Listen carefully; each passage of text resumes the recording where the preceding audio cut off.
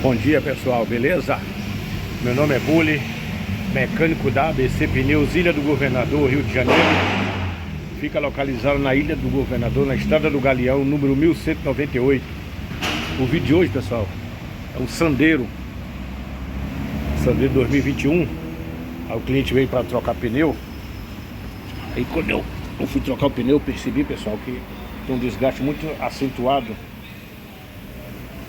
Tá vendo? No ombro do pneu. Aí eu percebi que o kit do amortecedor tá estourado, ó.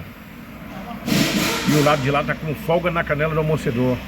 Aí nós vamos trocar também pastilha e o disco, ó. Olha o tamanho da rebarba que tá no disco, pessoal. Aí o lado de cá, ó, tá vendo? Tá com folga aqui, ó, nessa haste aqui, ó, na canela do amortecedor. Tá com bastante folga. E trocar aqui o disco e a pastilha. Os dois pneus dianteiros já tá muito ruim, né? Os traseiros estão bons, então não vai precisar substituir, ó.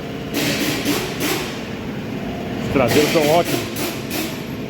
Pessoal, você desculpa aí o barulho, mas não tem jeito, cara. A oficina mecânica, o compressor arma. O outro amigo ali tá tirando o pneu, ó. Então, infelizmente não tem como não ter barulho. Beleza, pessoal? Então, quando eu trocar aqui, aí eu mostro pra vocês depois de substituir, beleza? Aí, pessoal, depois de montadinha, disco novo, pastilha,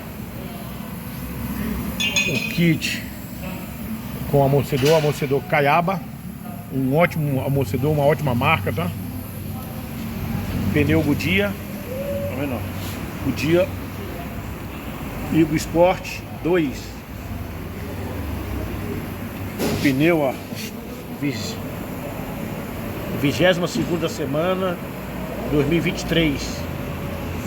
Um baita no pneu. O carro do nosso cliente aqui vai ficar como? Top. Fica show. Beleza, pessoal? Um abraço. Todo mundo fica com Deus. Quem gostou, deixe seu joinha, compartilhe com os amigos, faça seu comentário. E até o próximo vídeo, se Deus quiser. Papai do céu derrame desse coração em cada um de vocês. Fui.